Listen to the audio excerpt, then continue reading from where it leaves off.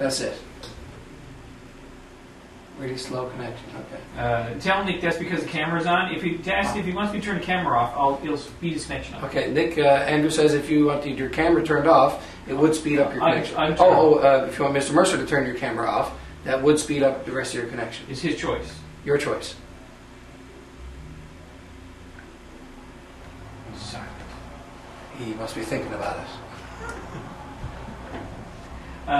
Okay, so somebody asked what influenced you to play. Now, I think you talked about that a little already. Yeah. What about? Okay, one second. Tell them that I said, "Ask, do you have any advice?" Mr. Mercer wants you to ask me if I have any advice.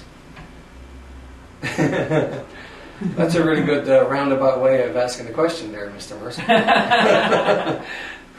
Tell them to ask, and I'm the one telling them. That's funny. That's right. But what was the one before?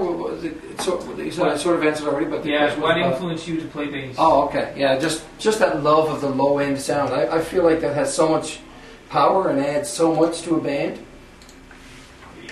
Also, I guess because it's a little different, it's not. There's not as many bass players as there are guitar players, and I kind of like that a little bit. Stand out a bit. Plus, you never ever stop. Like in a song, your keyboard player in a rock band might be out for a while, but the bass just is always going. Right, the bass and drums are the foundation of everything. So I guess I just enjoy that role and the sound. Do you remember the brand of your first bass guitar? I still have it. Yeah, it's a Washburn. Washburn is the one I have. Is that what you still play? Same one? It's the same one I still play. I've only ever owned one bass for like 20 years or so. 20, maybe almost 25. I'd like to get a new one within the next year or two. I'm thinking about getting a 5-string bass. Now, for those who don't know, most basses do have just 4 strings. But you can get them with 5 and 6, and in some cases more.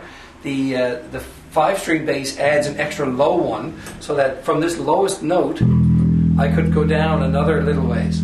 A lot of the heavier bands you guys listen to maybe use 5-string basses, or they tune this one lower, so they can play a lower, sort of heavier sound.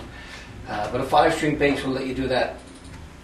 I'd like to get a 5-string fairly soon. That's a pretty cool thing. You can also get 6 strings where they add an extra high one, and that would be great for someone who's into jazz soloing and they could go extremely high on the solo part.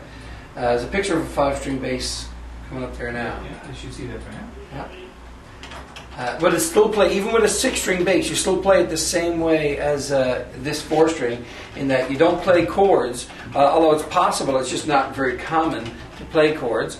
A bass's main role would be to support the guitars and keyboards and stuff, and play either single notes or to outline the chord one note at a time like I did before.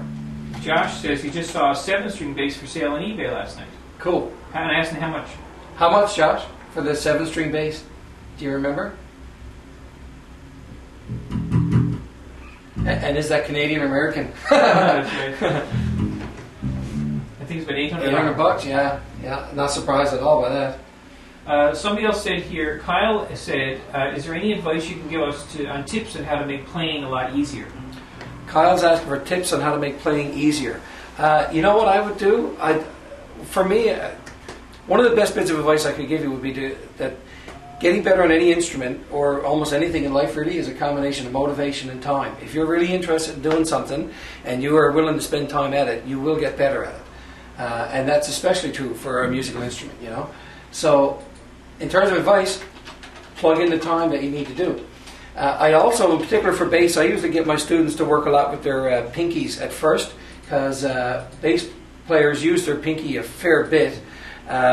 For example, if I want to play these 2 notes, I'm using the index finger for the low one and my pinky for the high one. Because between your 1st and 4th finger you can reach further. So I can go like to a...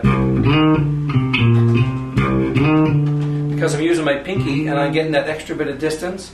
And I'm sliding up the string as well, but I wouldn't be able to reach quite as far if I wasn't using the pinky.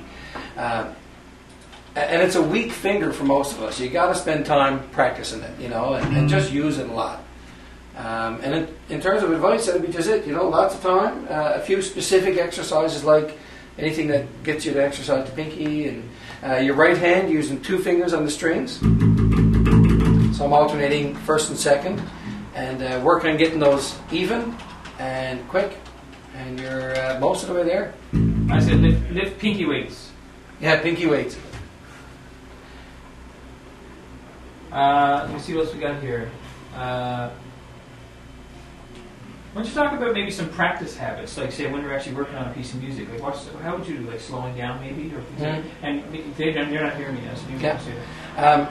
Mr. Mercer's saying about like practice tips on would you slow a song down, or in terms of learning the song by ear, the thing I would probably do most is just take small pieces, like bite-sized pieces. You're not going to put on the entire song and try and learn the entire song. I'd work on what the verse was, and when you guys, if you're starting out on it now, you're going to be a lot better off than when I started off, because you could just go online, get chord changes for almost any song. Tabs are out there, less for bass than there is for guitar, I think, but there's still plenty of tabs out there for bass. So you can get an idea right away where to start. But I think if I'm learning the song by ear, I'm going to take the verse and I'm going to go over that part and learn it and figure out what the bass player is doing. Because sometimes, these guys who are playing in bands aren't trying to just be exact about the chords. They're having fun, so they want to add things and experiment a bit. So I'd listen specifically what they're doing. If I'm the song might do this. And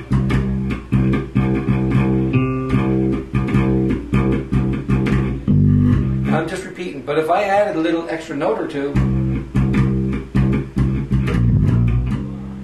I put my own little flavor on it, and the guy in the recording might do that or something like it. So you got to pick up all those little. Just ask them if they heard that. That was really cool. Ask them if they heard that. Did you hear that thing coming through?